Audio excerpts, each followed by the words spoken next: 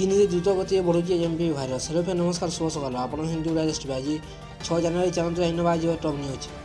COVID-19 ମହାମାରୀ ପରେ ବର୍ତ୍ତମାନ ଚୀନ ଆଉ ଗୋଟିଏ ନୂଆ ଭାଇରସ୍ ହ୍ୟୁମାନ୍ ମୋଟାନ୍ୟୁମୋ ଭାଇରସ୍ରେ ପୀଡ଼ିତ ହେଉଛି। ଏହି ଭାଇରସ୍ ଦ୍ରୁତ ଗତିରେ ବ୍ୟାପୁଛି ଓ ଏହି କାରଣରୁ ଡାକ୍ତରଖାନାରେ ଭିଡ଼ ଦେଖିବାକୁ ମିଳୁଛି।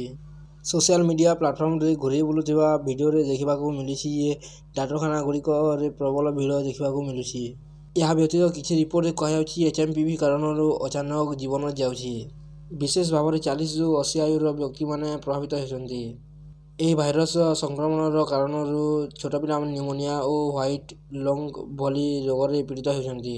ଏଚ୍ଏମ୍ପିଭି କିମ୍ବା ହ୍ୟୁମାନ୍ ମୋଟାନ୍ୟୁମୋ ଭାଇରସ୍ ଏକ ପ୍ରଶ୍ୱାସ ସମ୍ବନ୍ଧିତ ଭାଇରସ୍ ଅଟେ, ଯାହାକି ବିଶେଷ ଭାବରେ କାଶ, ଜ୍ୱର, ନାକ ବନ୍ଦ ହେବା ଏବଂ ପ୍ରଶ୍ୱାସ ନେବାରେ ଅସୁବିଧା ହୋଇଥାଏ। ଏହିସବୁ ବ୍ୟକ୍ତି ଅଧିକ ପ୍ରଭାବିତ ହୋଇଥାନ୍ତି। ଏହି ଭାଇରସ୍ ବିଶେଷ ଭାବରେ ଛୋଟ ପିଲା, ବୟସ୍କ ଓ ଦୁର୍ବଳ ଇମ୍ୟୁନିଟି ଥିବା ବ୍ୟକ୍ତିଙ୍କୁ ଅଧିକ ପ୍ରଭାବିତ କରିଥାଏ। ଏହି ଭାଇରସ୍ ଶ୍ୱାସନ ପ୍ରଣାଳୀ ମାଧ୍ୟମରେ ବ୍ୟାପିଥାଏ ଓ ହାତ ମିଳିତ ଦୂଷିତ ବସ୍ତୁକୁ ଛୁଇଁବା ଦ୍ୱାରା ରୋଗ ବ୍ୟାପିଥାଏ। ଏହି ଭାଇରସ୍ ଗୋଟିଏ ବ୍ୟକ୍ତି ନିକଟରୁ ଆଉ ଗୋଟିଏ ବ୍ୟକ୍ତିଙ୍କୁ ପ୍ରଶ୍ୱାସ ପ୍ରଣାଳୀ ମାଧ୍ୟମରେ ବ୍ୟାପୁଛି। ଏହି ଭାଇରସ୍ ନିକଟରୁ ରକ୍ଷା ପାଇବା ପାଇଁ ମାସ୍କ ପିନ୍ଧିବା ଜରୁରୀ। ଭିଡ଼ିଓଟି ଭଲ ଲାଗିଲେ ଲାଇକ୍ କରିବେ, ଚ୍ୟାନେଲକୁ ସବସ୍କ୍ରାଇବ୍ କରି ପାଖରେ ଥିବା ବେଲ୍ ଆଇକନ୍ କ୍ଲିକ୍ କରିବେ ଏବଂ ଏହି ଭିଡ଼ିଓ ସମସ୍ତଙ୍କୁ ସେୟାର କରନ୍ତୁ, ଯାହାଦ୍ୱାରା ସମସ୍ତେ ଜାଣିପାରିବେ।